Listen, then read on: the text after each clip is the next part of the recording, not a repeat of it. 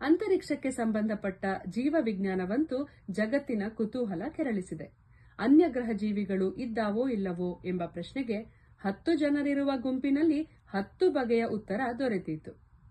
ಅನ್ಯಗ್ರಹ ಜೀವಿಗಳ ಬಗ್ಗೆ ಮಾತ್ರವಲ್ಲದೆ ನಿಜವಾಗಲೂ ನಾವು ಚಂದ್ರನ ಮೇಲೋ ಮಂಗಳನ ಮೇಲೋ ಮನೆ ಮಾಡಬಹುದಾ ಎಂದು ಕೂಡ ಹಲವರು ಯೋಚಿಸುತ್ತಿದ್ದಾರಂತೆ.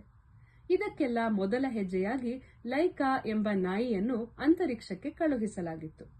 ಮನುಷ್ಯನ ಬಾಹ್ಯಾಕಾಶಕ್ಕೆ ತೆರಳುವ ಮುನ್ನ ಜೀವಿಯೊಂದರ ಮೇಲೆ ಪ್ರಯೋಗ ನಡೆಸಿ ಒಳಿತು ಕೆಡುಕು ಕಂಡುಕೊಳ್ಳುವ ಇರಾದೆಯಲ್ಲಿ ಈ ಸಾಹಸ ಮಾಡಿದ್ದು ಸೋವಿಯತ್ ಒಕ್ಕೂಟ.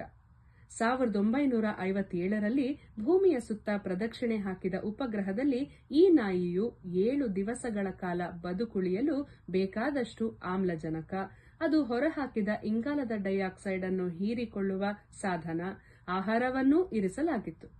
ಲೈಕಾಳ ಹೃದಯ ಬಡಿತ, ಉಸಿರಾಟ ಮತ್ತಿತರ ನಿಯತಾಂಕಗಳನ್ನು ದಾಖಲಿಸಲು ವಿದ್ಯುನ್ಮಾನ ಮಾಪಕಗಳನ್ನು ಸಂಪರ್ಕಿಸಲಾಗಿತ್ತು ಕೂಡ.